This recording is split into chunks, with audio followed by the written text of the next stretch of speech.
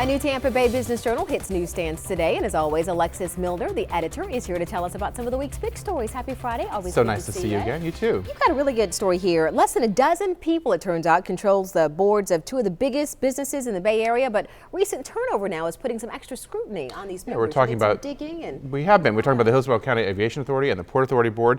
One of the members of the Aviation Authority, Steve Burton, died suddenly in April, and then we saw last week with Ho Brown the resignation in the port. These are boards that control lots of business, many millions of dollars of contracts. They oversee six-figure CEOs. And what we did, we talked to two former governors to talk about how do these governor appointees come about, and how much sort of investigation into the backgrounds.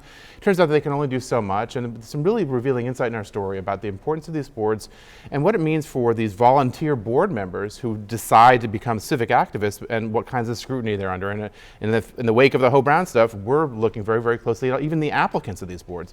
But they control a lot of money. It's really important. And what should a free press do but, shine a light on those that are qualified to do this kind of public service. Another interesting story in the pages this week. The fast food restaurant PDQ's healthy approach to fast food seems to be very successful because they're now looking to expand this year. They are. PDQ, which is Bob Basham, the Outback co-founder. They have 9 restaurants, a bunch in Florida, some in North Carolina. They're going to expand to other parts of the Southeast, Alabama, Tennessee, South Carolina. They've got Bob Basham's track record, but also this sort of healthy halo of the kinds of food that more and more of us are sort of flocking to because kind of we have to.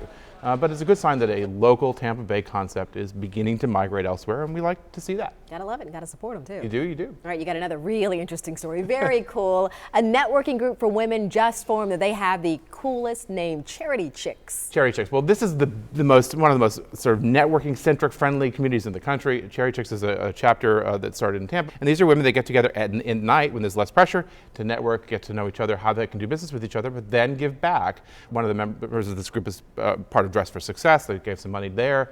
It's just really good to see when you're going to get together, grow your business, but also give back. And we have a nice story about that. Fantastic. Women helping good with stuff. Love it. Love Always that. good to see you. You too, Dia. For more Business Journal headlines, go to our website, abcactionnews.com/business.